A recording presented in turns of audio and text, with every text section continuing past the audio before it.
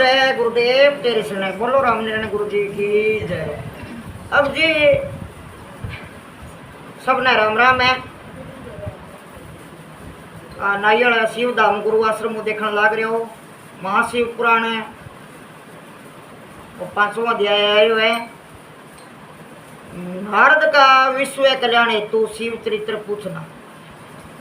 श्री ब्रह्मा जी से यह कथा सुनकर श्री नारद जी ने नमस्कार करके विनयपूर्वक कहा, ब्रह्मा जी आपने सबसे ऊपर शिवलोक का वर्णन किया है। यहाँ पर प्रश्न उठता है कि संसार में तो यह प्रसिद्ध है कि भगवान श्री शिव का स्थान कैलाश है और शिवलोक को जानने वाले उस कैलाश पर्वत पर जाते हैं, कैलाश पर्वत पर जाते हैं। अब मैं आपसे ये जानना चाहता हूँ कि जिस भगवान सदाशिव को आपने वर्णन किया है, क्या यह वही कैलाशी वासी सदाशिव है या कोई दूसरा है? नारद जी की यह बात सुनकर श्री ब्रह्मा जी प्रसन्न होकर उनकी प्रशंसा करने लगे। नारद जी मैं तुम्हें से बहुत ही प्रसन्न हूँ, क्योंकि तुम सब कुछ जानते हुए भी संसार के कल्याण के लिए इस प्रकार प्रसन्न कर रहे हो। सज्जन पुरुष का यही काम होता है। अतः एवं मैं अब तुमको वही कथा सुनाता हूँ, ध्यानपूर्वक सुनो और मेरी माता बहना सब भी ध्यानपूर्वक सुनियो। भगवान श्री सदाशिव अंगीकृत होकर परम ब्रह्म सगुण रूप महेश्वर जिससे भगवंती शक्ति उनकी अर्धाग्नि बनी और उन्होंने जिन्होंने अपनी सहायता से सृष्टि की रचना की है, उनके सतान काशी आंदवन ब्रह्मवन इत्यादि है। तुम्हें स्मरण होगा कि जब मैंने भगवान श्री सदाशिव से सहायता की प्रार्थना करते हुए अवतार धारण करने के लिए कहा था, तब उन्होंने मुझसे वचन दिया था कि समय आने पर ऐसा ही होगा। इसके पश्चात वह अंतर्ध्यान हो गए और यथा समय उन्होंने अपना वचन पूरा भी किया और मेरे मनोरथ पूर्ण करने के लिए वे कैलाश पर्वत पर आए और कठिन साधन में लग गए। वही कथा मैं अब तुमको सुनाता हूँ। कपिलपुरी में यज्ञदत्त नाम का एक ब्राह्मण रहता था। कपिलपुरी में यज्ञदत्त नाम का एक ब्राह्मण रहता था। यज्ञदत्त विद्या में पारंगत था। उसके पुत्र उत्पन्न हुआ जिसका नाम उसने गुण निधि रखा। बालक बड़ा बुद्धिमान तथा चतुर था। 8 वर्ष की छोटी सी आयु में ही उसने बहुत सी विद्याएं सीख ली थी, परंतु बहुत ही कुमार्ग में पढ़कर अपने धर्म और कर्म से भटक गया। वह जुआरी खेल कूद में सहलगन और गाने बजाने वालों का साथी बन गया। उसने बहुत ही जल्दी ही अपने पिता की कमाई संपत्ति लुटा दी। उसकी माता उसे बहुत ही रोकती थी, परंतु प्रेम के कारण उसके दुर्व्यसनों के बारे में उसके पिता को कुछ भी नहीं बतलाती थी। पुत्र चाहे कितना ही बुरा हो, परंतु माता कभी उसका बुरा नहीं सोचती, बुरा चाहती भी नहीं। यज्ञदत्त वह उसके पुत्र का कथा है वर्ताइन। यज्ञदत्त जब कभी भी घर आकर अपनी पत्नी से गुणानिधि के संबंध से पूछता कि इस समय गुणानिधि कहाँ है, तो वह सदा झूठ बोलकर कह देती कि घर से बाहर गया हुआ है, वह कहीं स्नान आदि कर रहा होगा या देव मंदिर में बैठकर भगवान का पूजन कर रहा होगा। ऐसी प्रकार झूठ बोल देती थी। यज्ञदत्त अपने पुत्र के संबंध में इस प्रकार हमेशा अंधेरे में ही रहा। असली भेद जानते हुए उसने गृहस्थ धर्म के अनुसार गुण निधि का विवाह भी कर दिया। विवाह हो जाने के पश्चात यज्ञदत्त की पत्नी सदा पुत्र को समझाती कि तुम्हारे पिता बड़ा धर्मात्मा है, अतः वह उसका साथ ही बड़े क्रोधी भी है। जब उनको तुम्हारे बारे में ऐसा मालूम होगा तो इसके लिए तुम्हें और मुझे दोनों को दंड देंगे।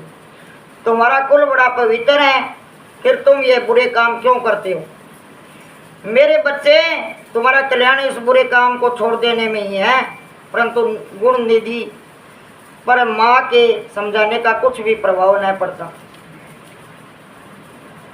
7वां अध्याय आ रहा है, यज्ञदत्त की पत्नी द्वारा असत्य बोलना। जब कभी यज्ञदत्त अपनी पत्नी से अपने पुत्र के बारे में पूछता, वह बात बनाकर टाल देती थी। आखिरी कब तक एक दिन उसने अपने पिता की अंगूठी चुराकर किसी जुआरी को दे दी।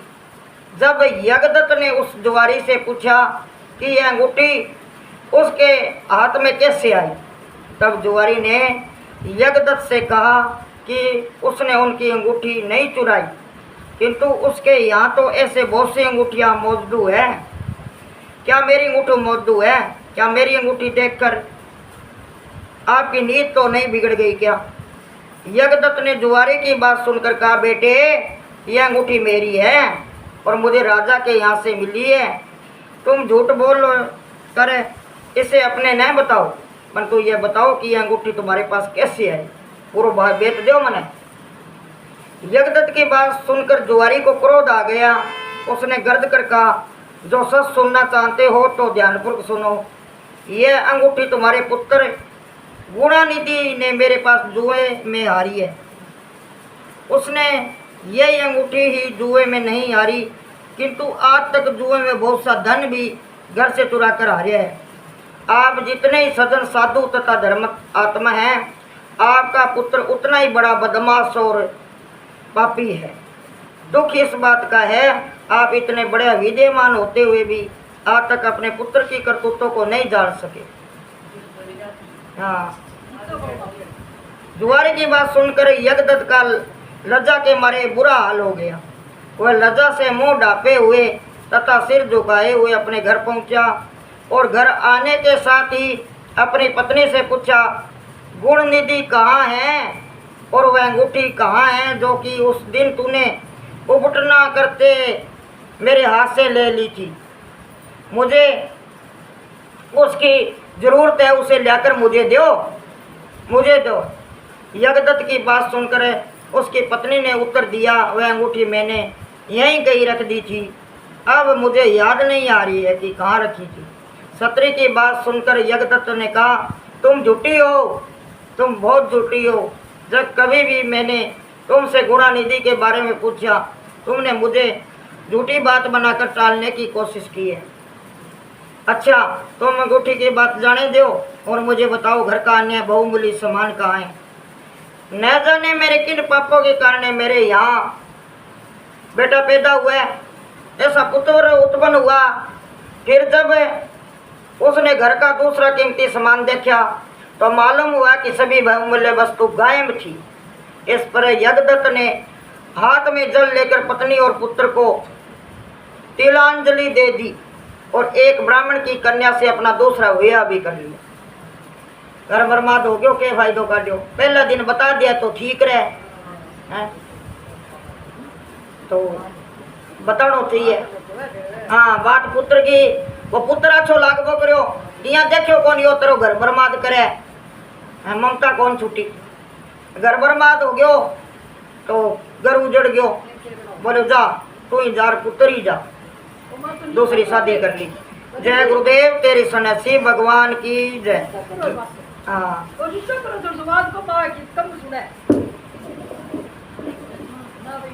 8वां अध्याय आवे, सुनो जी। 8वां अध्याय आवे, यज्ञदत्त का अपने पुत्र व पत्नी का त्यागना। जब गुणनिधि को मालूम हुआ कि उसके पिता द्वारा उसका सारा भेद खुल गया है और उसके पिता ने उसे और उसकी माँ को त्याग दे दी, तो उसका बड़ा दुख हुआ। वह अपनी करनी पर बताने लगा। वह भूखा प्यासा एक शिव मंदिर के पास जाकर बैठ गया। उस दिन शिवरात्रि का व्रत था। लोगों ने मंदिर में आकर भगवान शिव का पूजन किया, फिर तरह तरह के पकवान तथा खाद्य सामग्री ऊपर चढ़ाई। जब लोग भगवान का पूजन आदि करके मंदिर में सो गए गुणानिधान निधि ने मंदिर के भीतर प्रवेश किया और खाने पीने का सामान उठाकर बाहर की ओर भाग गया, मगर चलते चलते उसका पैर एक सोते हुए शिव भक्त से टकरा गया। फिर क्या कहा, उस भगत के मुंह से चोर चोर चोर का शब्द सुनकर सभी लोग जाग उठे और दौड़ते हुए गुणनिधि का पीछा किया। बहुत से नागरिक भी उन भक्तों के साथ मिल गए। अंत में उन लोगों ने दौड़ते हुए गुणनिधि को पकड़ लिया और सब ने मिलकर उसको ऐसा मारा कि वह मर गया। सबने मारा, उसने सबको मारा, इसीलिए वह मर गया। गुणनिधि की मौत होगी।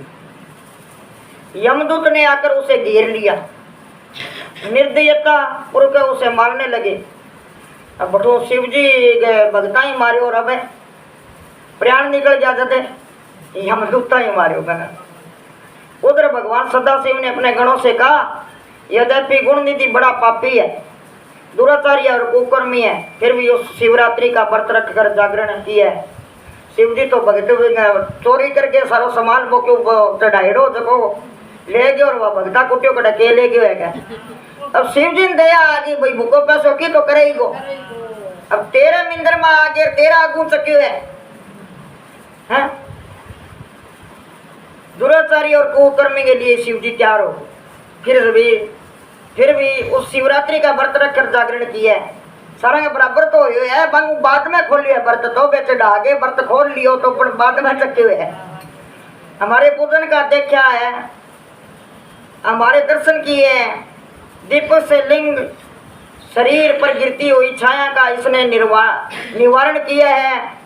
रात्रि में अपना वस्त्र फाड़कर उसमें बत्ती डाली है। जो पटेड़ा कपड़ा बाकी लीरी ले लेके बोरो बुद्ध ना जाए, मैं शिव जी वो कपड़ों ही तरह अर्पण करूँ। तन पर लोग कपड़ों ही बेचारे चढ़ाने की कोशिश कर दी, आधो नंगो हो गयो। प्रसंगवश इसने हमारी गुणों का श्रवण किया है तथा ऐसे ही और धर्म कार्य किए हैं। अंत वह हमारे लोक को आएगा, कुछ दिनों तक यहाँ रहेगा। उसके पश्चात यह कलिंग देश का राजा होगा। शिव जी बोलियो, कलिंग देश का राजा होगा। तुम लोग जहाँ जाकर गुणनिधि को यमदूतों के बंधन से मुक्त करो, क्योंकि हमने उसे अपना लिया है। अतः वह भगवान श्री सदाशिव की आज्ञा पकड़ विमान पर बैठकर सूलधारी उनके पार्षद भी घटना स्थल पर आ पहुंचे और बोले, यमराज के गणों, तुम इस परम धर्मात्मा ब्राह्मण को छोड़ दो, क्योंकि अब इसमें कोई पाप शेष नहीं रहा। यमदूतों ने भगवान श्री सदाशिव के पार्षदों से कहा, यो तो आपकी आज्ञा हमारे सिर माथे पर है, मगर यह तो दुष्ट महापापी कुकर्मी है, मांस तथा मदिरा का प्रयोग करने वाला, परस्त्री तथा वैश्यगामी, माता पिता की आज्ञा न मानने वाला, चोर तथा जुआरी है। हम लोग इसलिए इसको ले जा रहे हैं। यमदूत की बात सुनकर शिव के पार्षदों ने कहा, तुम मूर्खो, यह ब्राह्मण पापी नहीं है। इसका सबसे बड़ा धर्म तो यह है कि इसने पुराना कपड़ा जलाकर शिवालय में प्रकाश किया, रात्रि भर जागरण किया है। चित्त से शिवालय के द्वार पर बैठकर इसने भगवान श्री सदाशिव के पूजन को देखा है, हरि कीर्तन को सुने हैं। इसलिए भगवान श्री सदाशिव की इच्छा अनुसार यह कलिंग देश का राजा बना दियो इनको। और इस प्रकार कहने के पश्चात भगवान श्री सदाशिव का पार्षद गुणनिधि को अपने साथ ले गए। शिव जी का दूत है, बोले तो काम दे रखे है भाई, थे छोड़ो थारी बारी कोनी, अब तो शिव जी के दरबार में जाएगा और फिर राजा बनेगो, कलिंग देश का राजा बनेगो। तो अभी राजा को सारो सिस्टम वो शिव जी को केड़ो बचन तो कदी एड़ो जाई कोनी, मन तो सुवाई बनायो है। अब नौमो अध्याय और बताता था बेटा, बीच में कौन जाए करे। शिवरात्रि व्रत प्रभाव से गुणनिधि का शिवलोक जाना, शिवरात्रि व्रत प्रभाव से गुणनिधि का शिवलोक जाना। यमदूत से मुक्ति पाकर गुणनिधि भगवान श्री सदाशिव के पार्षदों के साथ विमान में चढ़ कर शिवलोक को गया। यमदूतों ने जाकर सारा कथा कह सुनाया। यमराज से कहा, जिस सुनकर यमराज ने कहा, जो व्यक्ति भस्म रमाए हुए हो, रुद्राक्ष की माला धारण किए हुए हो, शिवलिंग का पूजन करता हो और श्री सदाशिव के गुणों का गान करता हो, छल से ही सही उसके पास बिल्कुल न जाओ। दूतों से कहकर यमराज ने भगवान श्री सदाशिव को प्रणाम करके कहा, आप मेरे इन अनजाने दोष को क्षमा कर दो। यमराज है जो माफी मांगने मांगी। अनजान पढ़ाओ में नहीं तो भेद को नहीं हो भाई, तेरो भगत टकड़ो है वो हैं? बोलो ये तो करते हुए भी शिव जी माफ कर दियो भी। अब गुणानिधि की कथा सुनिए। यमदूत से मुक्ति पाकर जब गुणनिधि श्री शिवलोक को गया तो कुछ दिन तक वहाँ सुख भोग कर वह कलिंग देश का राजा हुआ। कलिंग देश के पहले राजा का नाम इंद्रमणि था। गुणनिधि ने उसके यहाँ अरिंदम के नाम से जन्म लिया। राजा को पहला नाम है इंद्रमणि। राजा का नाम इंद्रमणि था। गुणनिधि ने उसके यहाँ अरिंदम के नाम से जन्म लिया। अरिंदम भगवान श्री सदाशिव का अन्य भगत था। महाराजा इंद्रमणि अपने पुत्र से उदारता, धीरता तथा वीरता इत्यादि गुण देखकर उसे राजपाट देकर आप तप करने के लिए चले गए। जो आगे जागे मैं जन्म की भूली कौन लागी, बोले शिव जी तेरे लिए बड़ो करियो जो सार कोई पाप गए कर्म अच्छा करया बन। तो बिना बाप है बिंगो गुण देख गए और बिना राजा बना दिया। अरिंदम ने सिंहासन पर बैठने के साथ प्रजा को यह आज्ञा दी कि सब लोग शिवालय में प्रतिदिन रात्रि को दीपक जलाए करे। यदि कोई इस आज्ञा को नहीं मानेगा तो उसका सिर धड़ से अलग कर दिया जाएगा। अब हुक्म देने लग गयो, बोलो दीपक ना जलायो तो सिर धड़ू अलग हो जाएगो। इस आज्ञा से राज्य भर में समस्त शिवालय प्रकाश से जगमगा उठा। अब शिव जी को सारो जे अटक करे तो ऊपर तक दिया दौड़े ही कोनी। राजा अरिंदम ने अपने न्याय से प्रजा को प्रसन्न किया। दीर्घ काल तक वह राज्य का सुख भोग कर शिवलोक को गया। हे नारद, शिव जी की थोड़ी सी सेवा भी बहुत ही फलदायक है प्रतीत हुई। यज्ञदत्त गुणनिधि का यह चरित्र जो सुनेगा उसकी समस्त कामनाएं पूर्ण होगी और उसको बड़ा संतोष प्राप्त हो गया। और आज जो हमारी माता बहना बैठी है माने भी हर प्रकार की कामना पूर्ण होगी और घर में सुख शांति मिलेगी। अब तुम मेरे मानस पुत्र पुलस्त्य का हाल सुनो। ब्रह्मा जी बोले, हे नारद, पूर्ण सत्य का हाल सुनो। मेरे पहले पद्म कल्प में मरे मानस पुत्र पुल सत्य से विश्व का जन्म हुआ था, जिससे यहाँ एक मेरे मानस पुत्र पुल सत्य से विश्व का जन्म हुआ था। तो इन थोड़ा सा गलत लिख रखे है, नहीं लिखना मेरे हो लिख रखे है मरे, जो कई बार हो जाए मशीन हो। तो मेरे मानस पुत्र पल सत्य से विश्व का जन्म हुआ, जिसके यहाँ एक वे श्रवण का नाम का पुत्र हुआ। वे श्रवण नाम का पुत्र हुआ था, जिसने भगवान श्री सदाशिव का उग्र तप किया। उसके उग्र तप को देखकर भगवान शंकर ने प्रकट होकर उसको साक्षात दर्शन दिए।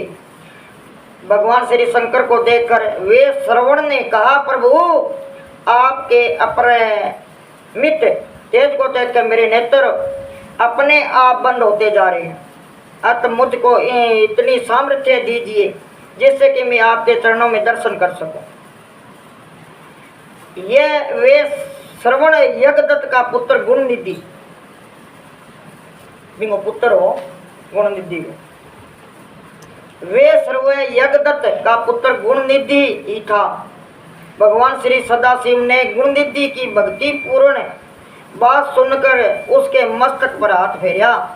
क्या भगवान, मेरे में सामर्थ्य दे तो को तेरा दर्शन कर सकूं मैं, क्यों वो रूम रूम कंपन लाग गयो दर्शन देता ही।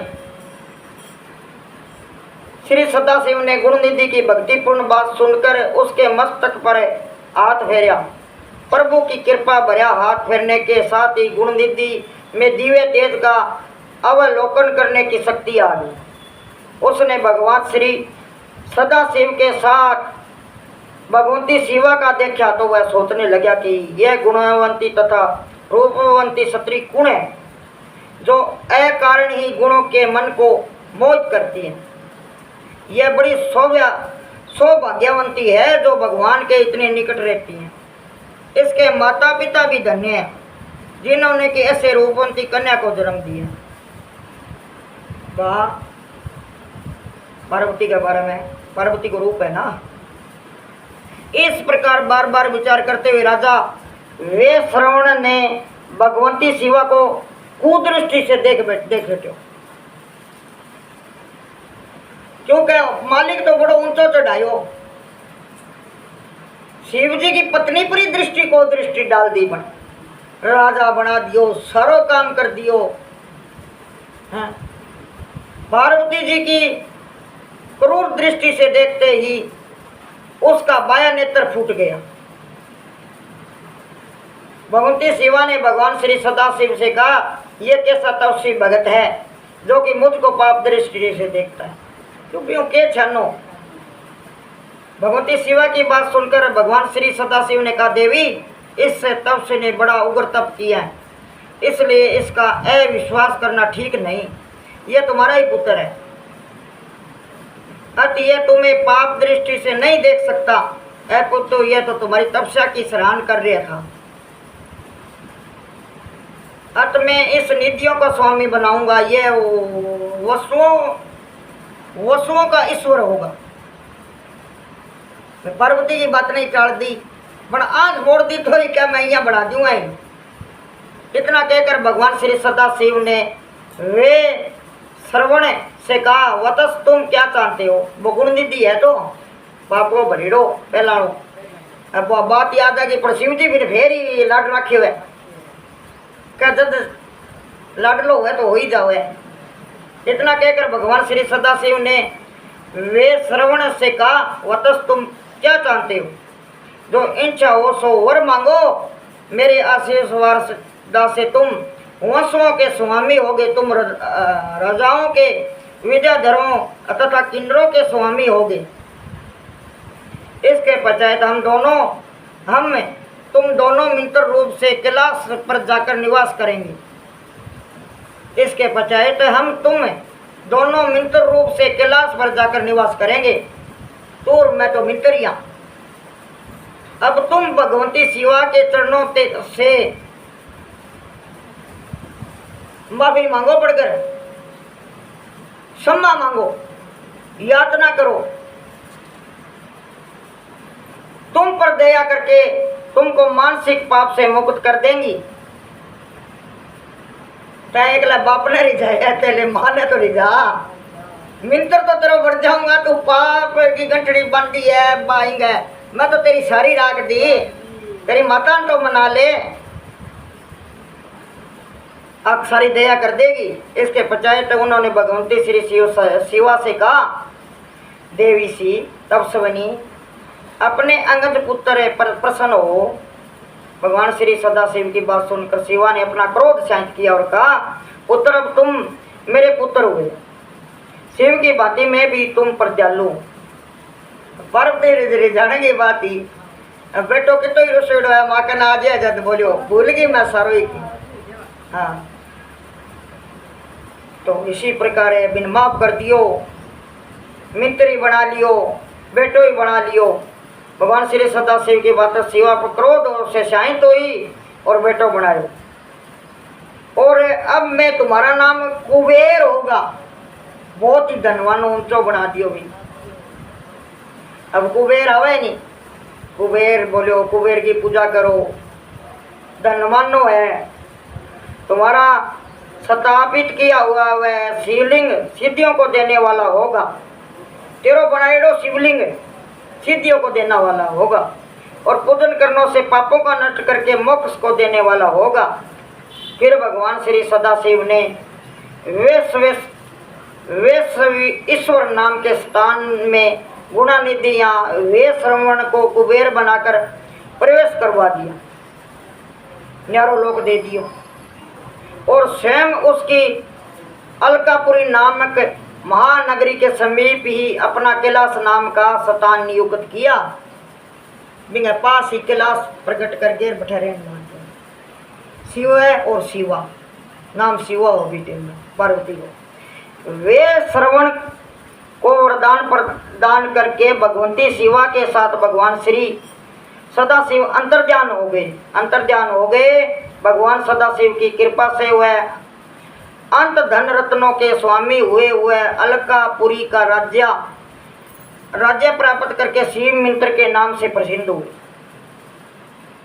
हे नारद, गुणानिधि की कथा मैंने तुमको विस्तार पूर्वक सुनाई है, जो सदा आनंद को देने वाली है और तनिक चेष्टा के महान आनंद देने वाली है। गुणनिधि के समान पापी भी बिना इच्छा का भूखा रहने पर शिवरात्रि का व्रत करने वाला समझा गया है। भगवान सदाशिव के बराबर भला और कौन दयालु होगा।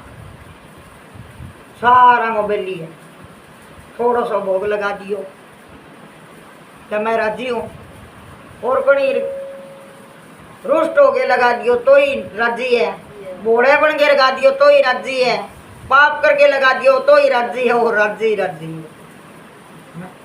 बोलो जय गुरुदेव तेरी सने, बोलो रामनारायण गुरु जी की जय हो, बोलो शिव भगवान की जय हो। एक भजन करो, एक भजन करो।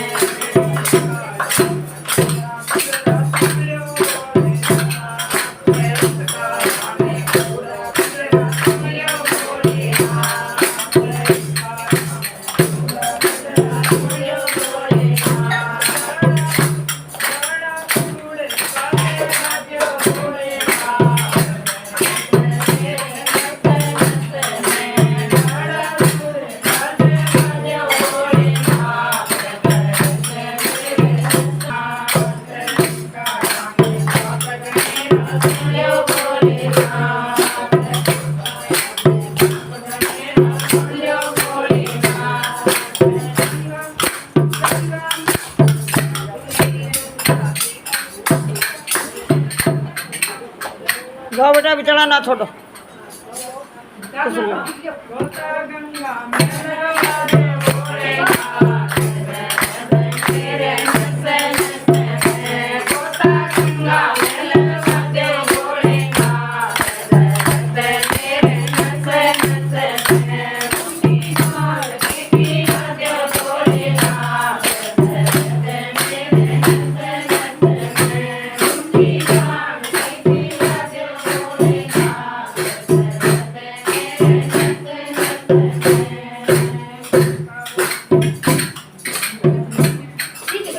जय गुरुदेव तेरी से नारायण गुरु जी।